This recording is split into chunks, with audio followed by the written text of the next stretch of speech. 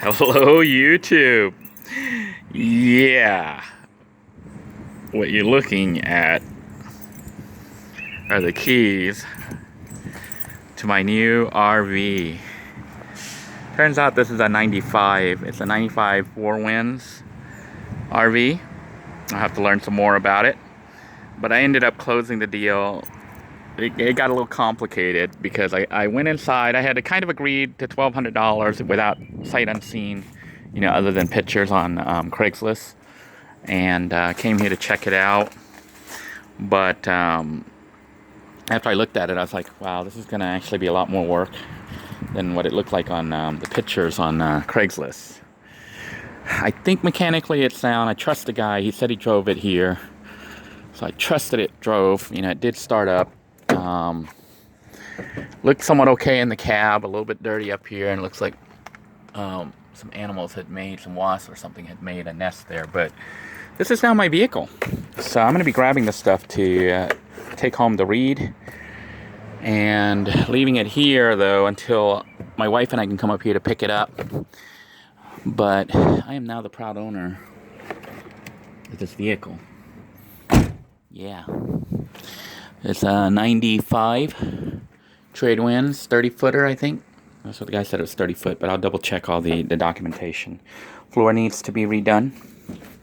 It's the first thing that I'll put on is a floor so we don't walk through and fall through. And of course, fixing all the leaks and any holes once I get it transported back to Brevard County. But this is now Denoy's vehicle, for better or worse. I will need to contact the DMV, get it taxed, tagged, and registered, licensed, and come back here and we'll get it insured also, of course. So we'll be calling the insurance company here and getting it insured and trying to transport it. They said they have other parts. They have some cushions and other things that they can give me for the RV, but they don't have it ready right now, and they don't have the manpower. The guy I bought it from owns this store that sells like injectors, fuel injectors and stuff. And he's not here. He's got his workers here, but they don't have time to deal with it today. So I'm going to ask that they do that for me, like put it into the RV. I might even take some of this trash with me. I don't know. Just to clear it out, and they can put it into the back. But coming here is kind of dangerous. They could end up walking through the floor. The floor is dangerous. I wonder if I can put a board down so people can walk on it. Maybe I will do that so people don't fall through, because right here you can fall through stepping here if you don't step on the metal. So I may put a piece of wood here or whatever to allow people to walk without falling through. Trying to keep people from falling through. And they supposedly have some cushions. He said he had reupholstered some stuff. The more stuff he can give me, that's the more money I can save on having, not having to buy new parts completely. So for better or for worse, we're going to have to try to figure out how to get this vehicle back to Brevard County. And then find a place to park it. It's all so much in the air right now. But hopefully the deal with the landlord will go through for me, and I'll have secured a place to park this.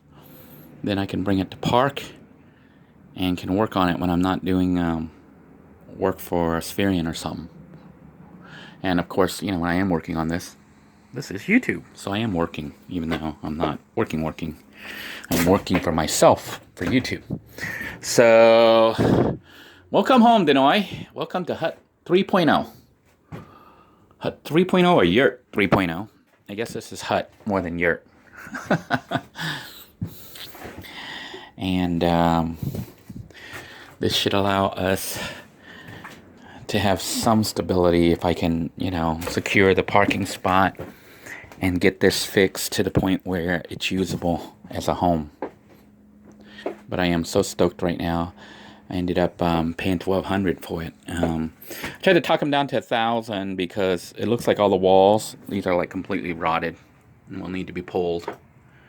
So it looks like everything other than the shell. The only thing that's intact is the shell. Honestly, if I had the money, I would tear apart the whole thing and just build a whole new little tiny house on it. on this frame. But due to lack of funds, I'm going to try to restore it. I don't know how well a job I'm going to do because it depends on how much money I have, which is like dependent on how much is raised through the GoFundMe and how much I manage to save from my my jobs and my YouTube earnings. So it's going to be done over time. The key is securing a spot to park it so I can actually work on it and live in it while I'm working on it. You know, so see, this is all, look at it, this is all like totally rotted. So I'm going to try to get wood and reframe everything. So, you know, maybe everything that I went through, that I did, like working as a handyman assistant, you know, at the mobile home park, and everything else I've done since all this went down, maybe leading up to this moment where I actually will have those skills that I can use to rebuild, redo, because I'm not too concerned about doing the floor or even the walls too much, or even the leaks, you know, because those are the kind of stuff I dealt with when I was working as a handyman assistant. But the thing is, this thing already comes with it looks like a nice stovetop with an oven, so you can bake. And I think it'll work off, I don't know if it'll work off electric, but I know I think it's gas, so it's probably propane. And the fact is, it's got a nice refrigerator. It just needs to be cleaned out, you know. I don't know about the rest there, but I have to try to clean this out. But it's a good sized refrigerator, good enough for 2 people, you know, for my wife and myself. I don't know if her daughter's going to be staying with us or not. It just depends on the situation. But I think right now the plan is just for my wife and myself. And could end up having my daughter move in too, depending on what happens with her mother and her situation, her living situation. But I secured a home. It's just an issue of getting it to a secure location and restoring it, but it certainly is going to be a handful. Let's see if she'll start again. Now I do have all the keys. That's good. And obviously this will need to be cleaned. This is all moldy and weird, but it's only got like 68,000 miles on it, so it hasn't been driven much.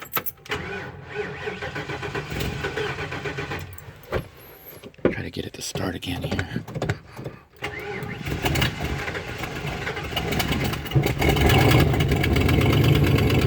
All right. Hear the engine or a leak here.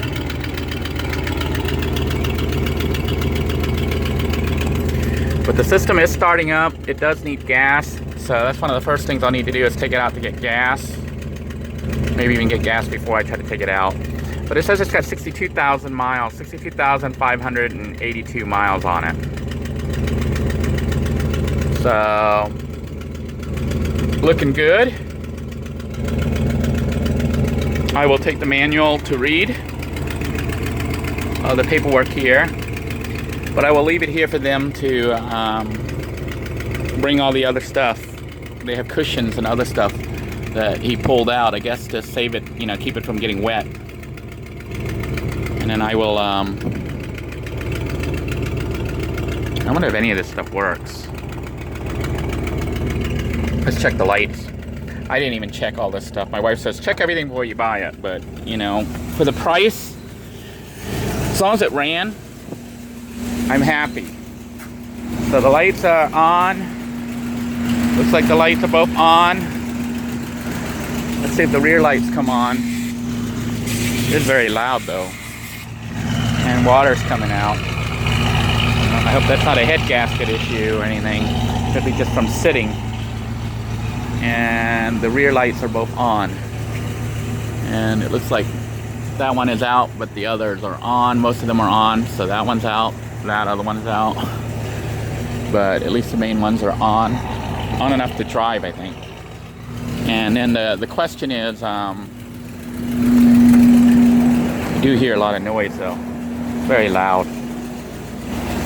Wish I was a mechanic. You know, it'd be nicer to have a mechanic look at it before you try to take it on the road here, but I don't know. All right, I'm gonna try to do the signal. It's a left turn. Working on this side, and we'll check the back. This light's off. Turn is working. I actually have a electrical plug-in Missing the door though. You know, at one time this thing was glorious. I've seen pictures of these 4Winds and they're nice RVs. This one got a bit neglected, but it's gone across most. Okay, I put on the signal here, did not turn. Let me try it again and see what's going on. The right turn is not working. So it could have a bulb out. Check the rear. The light is on, but it's not blinking. And I hear that noise. I'm making a lot of noise up front for some reason. There's a bulb out. So this is blinking. Possibly the front bulb may be burnt out, or the rear one. It's not working. So that will need to be dealt with. But I don't know if you can hear that. And of course this needs to be shut. We couldn't figure out how to pop it open. Gotta figure out how to pop that open and shut it. And that's pretty much it. I think I'm going to check it out some more. Yeah, there's the lights out. I wonder if it has air conditioning if the AC works. Looks like it's got air conditioning. It's got cool. And it doesn't come on. No, wait, off.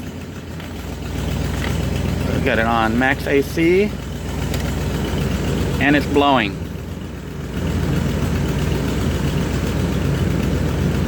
I might even say it's blowing cold air.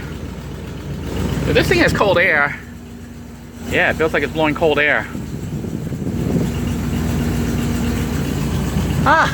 Although you see the light blinking there. Maybe a short in the system somewhere or something. But yeah, it's blowing cold air. I think I really lucked out. It looks like it's got working air conditioning on the front cab at least. So I'm gonna shut this all off. Gas is almost out. I definitely will need to try to get a fuel tank, you know, a portable gas tank or something to come add some gas before I try to drive off. Just to make sure I have enough gas to make it to a gas station. Then I get to see how expensive this thing is to fill up. But I'm going to read up on it. I think I got a great deal on it. The guy's sale receipt from where he bought it, he had bought it for, it said $1,000. But sometimes, you know, it depends on what people put on there, how much they actually paid.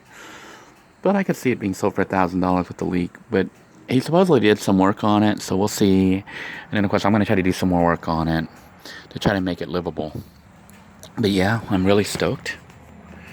Thank you, kind viewers, for contributing to the fund to try to get me into a new home. You've done it. Sort of.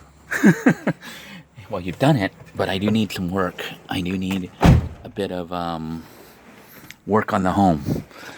It's a $1,200 home. Tiny house on wheels.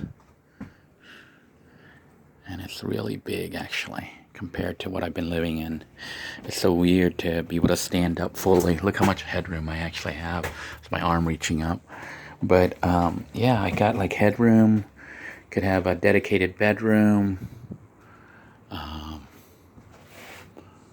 Just so happy right now. Once I get the systems up and operational, I'll be even happier. And, you know, we could have more What's Cooking episode out here over a real propane stove. So, hook up the propane system, get it working somehow. If not, I'll rig something. But, I'm excited. I don't know if you can feel it. There's a lot of excitement right now. But yeah, I am so excited. I actually have storage under here. So, yeah, so very exciting. Until next time, everyone, thank you for tuning in. Thank you all for your kind thoughts and prayers. I think they are indeed making a huge difference. This is the RV portion, and you can see this thing has been, there's a hole here. You cannot step through the floor. Even this ledge here, but they have taken it almost to every single state. The only one they're missing, I think, is Oregon and Washington State. Is that Washington and Oregon, or is it Oregon and Washington? I think right after California is Oregon and then Washington State. And they haven't been to Oklahoma, I think it's Arkansas and Kansas. So, but they've been everywhere else with this vehicle. That's pretty cool. No Hawaii though, or Alaska. So, I don't know if I'm going to be able to take this and travel across the United States with it, but that's how they got their 62,000 miles driving it around the United States. You can see it's going to need some repairs and stuff, but yeah, I got a new home. Thank you. Well, I'm going to sign out now. If you still want to contribute to the fund, the GoFundMe is still up. I'll be using the money that goes into there to get this vehicle fixed up to make it livable. And assuming there's even more money, to try to make sure it's mechanically sound. I'll have it checked out by Express Tech Auto if they, if they can deal with it, if they can deal with RVs like this size, and see if they can check it out and make sure it's mechanically sound. And then maybe we will go on a road trip. You never know. Even though I'm a little nervous about driving such a big vehicle, it's a huge step up from a minivan. But yeah, welcome home, Denoy. Welcome home. Until next time, everyone, take care. God bless you all. And thank you again so much for your kindness, prayers, and positive energy you've been sending this way. It is making a difference. And you can see it right here, right before your own eyes. I'm really, truly, deeply touched. Thank you so much. God bless you all. Bye-bye now.